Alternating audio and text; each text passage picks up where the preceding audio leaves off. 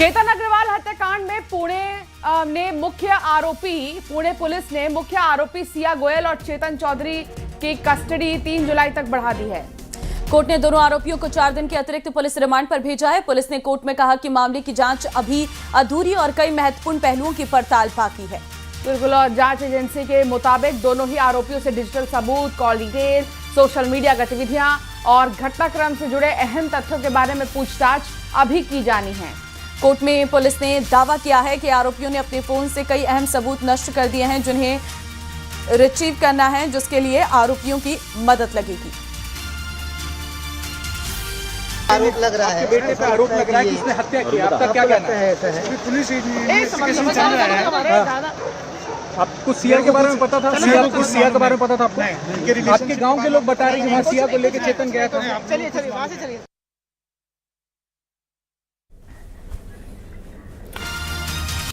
राम मंदिर में चढ़ावा चोरी मामले की जांच अब ट्रस्ट में हुई आउटसोर्स नियुक्तियों तक पहुंचती दिखाई दे रही है। सूत्रों के मुताबिक महाकुंभ के बाद श्रद्धालुओं और चढ़ावे में अचानक बढ़ोतरी हुई है, जिसके बाद कैश काउंटिंग के लिए आउटसोर्स कर्मचारियों की नियुक्ति की गई है। सूत्रों का दावा है कि कैश काउंटिंग की जिम्मेदारी संभालने वाले कुछ कर्मचारियों का पहले इस तरह के कामों में अनुभव नहीं था। ऐसे करीब 8 से 10 लोगों को इंटरव्यू के बाद आउटसोर्स कैशियर के तौर पर नियुक्त किया गया था। जांच में ये भी सामने आया है, दावा ये किया जा रहा है कि एक आरोपी लवकुश मिश्रा ने अपनी पत्नी के बैंक खाते में हर महीने बड़ी मात्रा में नकदी ट्रांसफर की है। और इसके अलावा एक अन्य आरोपी ने परिजन ने पहले मीडिया से बातचीत में दावा किया था कि उसके एक परिचित की सिफारिश पर ट्रस्ट में नौकरी मिली थी। फिलहाल पुलिस इन सभी पहलुओं की जांच कर रही है। और इधर राम मंदिर के चढ़ावा चोरी मामले की जांच अब एसबीआई बैंक तक पहुंच गई है। अयोध्या पुलिस ने सीओ के नेतृत्व में एसबीआई शाखा में छापेमारी कर बैंक कर्मचारी से पूछताछ की है। नोटों की गिनती और चढ़ावे के कलेक्शन से जुड़े गगनदीप और रत्नेश नाम के 2 बैंक कर्मचारियों को नोटिस जारी किया गया है। पुलिस अब बैंक के रिकॉर्ड भी खंगाल रही है और पूरे मामले की जांच आगे बढ़ा रही है।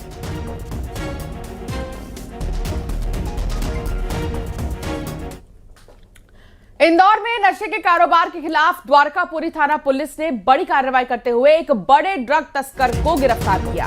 पुलिस ने आरोपी के कब्जे से 265 ग्राम ब्राउन शुगर, 8 किलो गांजा, 19 लाख रुपए नगद, नोट गिनने की मशीन और 22 जिंदा कारतूस बरामद किए हैं। आरोपी लंबे समय से मादक पदार्थों की तस्करी में लिप्त था और कई मामलों में फरार चल रहा था। पुलिस अब उसके पूरे नेटवर्क और सप्लाई चेन है, उसकी जांच में जुटी है। इतना ही नहीं, बता दें कि पुलिस के अनुसार 22 जून को गिरफ्तार किए गए आरोपी लकी नाथ से पूछताछ के दौरान चेतन नाथ का नाम भी सामने आया था और ऐसे अब कई नाम सामने आ रहे हैं, जिसको लेकर पुलिस की जांच जारी है।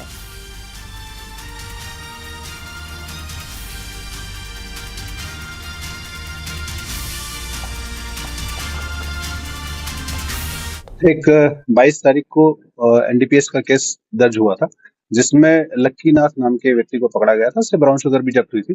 उससे जब पूछताछ की गई थी तो उसने एक नाम बताया था, चेतन नाथ।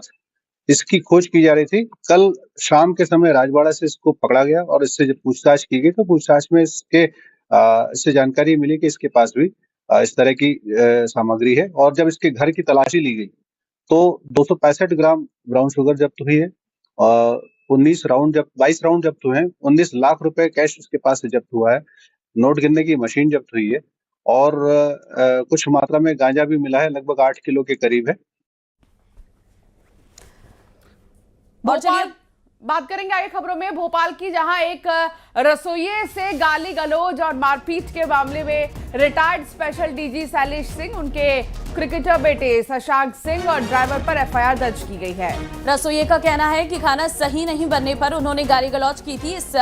मैंने काम करने से मना कर दिया है तो मेरा मोबाइल छीन लिया गया, मुझसे जबरन काम कराने लगे। वे काम से संतुष्ट नहीं थे, इसलिए वारदात को अंजाम दिया था। रातीबड़ पुलिस के अनुसार फरियादी विपेंद्र सिंह तोमर ने शिकायत में बताया है कि वो रसोइया है। 3 दिन से सर रखे हैं, आज इतना मारे हैं और बोलते। मेरा नाम विपेंद्र सिंह तोमर है। कहाँ से आए हो? एमपी रीवा थाना अतरैला। क्या विषय है? किसने आपके साथ मारपीट की है? मेरे को यहाँ काम पे भेजा गया था, वहाँ से एक आरडी मिश्रा है करके, वो बोले कि वहाँ चले जाओ, ऐसा है, नौकरी मिल जाएगी, किचन का काम रहेगा, 15,000 देंगे, और 2 लोगों का खाना बनाना रहेगा, कुछ नहीं रहेगा, आराम से खाना बनाना, एसी में रहना और कुछ काम नहीं है।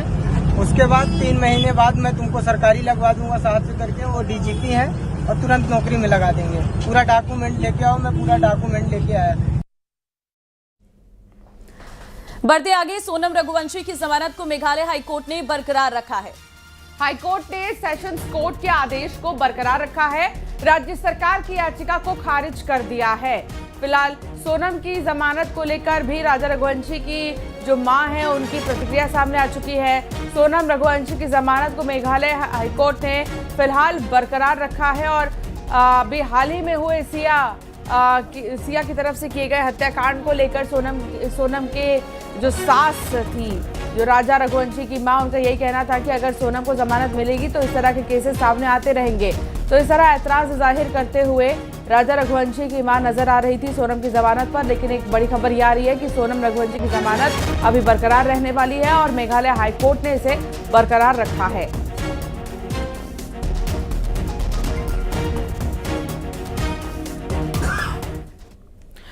सोनम की बेल बरकरार रहने पर राजा की मां का एक बार फिर दर्द छलका।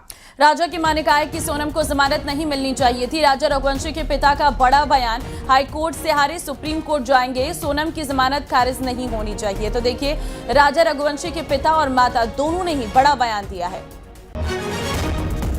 क्या लग रहा है, मतलब है ना, मेरे को तो कुछ समझ में नहीं आ रहा अब तो बिल्कुल भी, कि मतलब सोनम को मतलब जमानत की जगह मतलब जेल में डालना था, तो उसको जेल में तो नहीं डाला और उसको जमानत दी गई। मैं राजा की मां से इस करना चाहता हूँ कि हाई कोर्ट अभी और सुप्रीम कोर्ट हम केस लड़ेंगे, चाहे मुझे मेरी जान क्यों नहीं चली जाए, केस लड़ूंगा मैं। वो हत्यारे औरत है, वो इंदौर में उसके गली में आज उसका नाम रख रखा है, सोनम गली नंबर 1 हत्यारन है।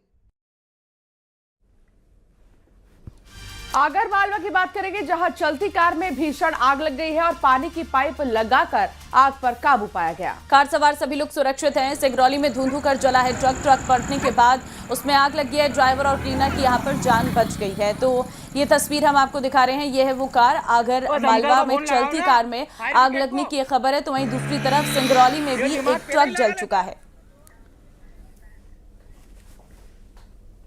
आगे बढ़ते हैं, रायसेन के सेहतगंज टोल प्लाजा पर एक दर्दनाक हादसे में महिला की मौत हो गई है। हादसे का सीसीटीवी फुटेज भी सामने आया है, जिसमें टोल ऑपरेटर की लापरवाही दिखाई भी दे रही है।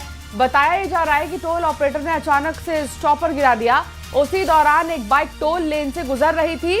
बाइक पर पति और बेटा आगे बैठे थे, जबकि महिला पीछे बैठी थी।